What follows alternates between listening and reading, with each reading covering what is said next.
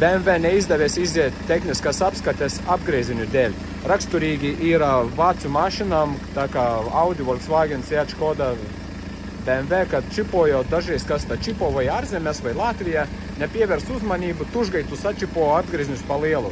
Šeit ir dokuments no tehniskās apskates, kad ir 4550 un nav ok, un nav mērītas gāzes, dūmainību nav pārbaudījuši.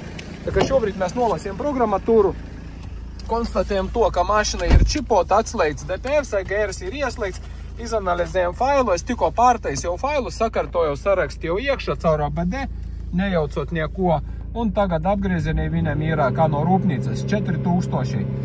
Tā kā uztaisot, čipojot mašinu jaudu, pacelot tužgaitas apgrieziņus tur 4,5 vai 5000, nav jēgas, no to mašinai labāk un vairāk jaudas nebūs.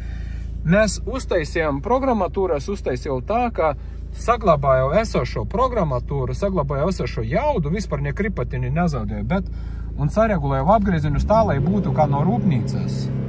Tā kā Audi, vācu grupas mašinam, ja ir jums rodošās problēmas ar apgrieziņiem un nevarat iziet tehniskā apskate, ka šitais cilvēks neizgāja, tur vēl ir dokumenti par to, kad rakstīts divnieks.